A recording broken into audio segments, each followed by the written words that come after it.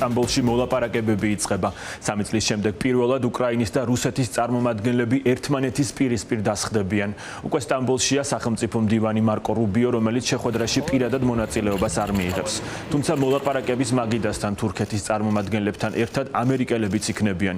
შეხვედრის დაწყებამდე განცხადებას გააკეთებს მოლაპარაკებების მასპინძელი თურქეთის საგარეო საქმეთა მინისტრი, რომელიც გუშინ ღამით რუსეთის დელეგაციის ხელმძღვანელს ვლადიმერ მედინსკის შეხვდა.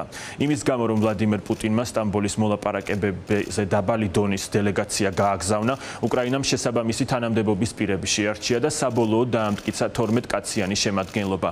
მათ რუსტემ უმეროვი უხელმძღვანელებს. მოლაპარაკებების მთავარი მიზანი ცეცხლის შეწყვეტის მიღწევაა. დღესვე სტამბოლში სამმხრივი შეხვედრა გაიმართება თურქეთის, უკრაინის და შეერთებული შტატების წარმომადგენელთა მონაწილეობით. მოლაპარაკებები რუსებსა და უკრაინელებს შორის სტამბოლის დროით პირველის ნახევარზე უნდა დაიწყოს. შეხვდები საგარეო საქმეთა მინისტრ ფიდანს და უკრაინის დელეგაციას. ჩვენი გუნდიდან ვინმე ჩაერთვება რუსეთის მოლაპარაკებებში. მათ აქ გამოგზავნეს უფრო დაბალი დონის ჯგუფი. იმედი მაქვს, რომ ეს მოლაპარაკებები იქნება უკრაინასა და რუსეთს შორის ჩვენს თურქ კოლეგებთან ერთად. დარბაზში შესაბამის დონეზე ჩვენი წარმომადგენელიც იქნება.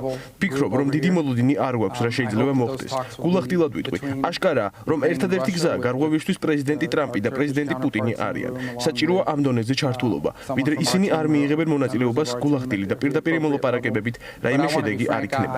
ვიცი, რომ დონალდ ტრამპს ამის სურვილი აქვს.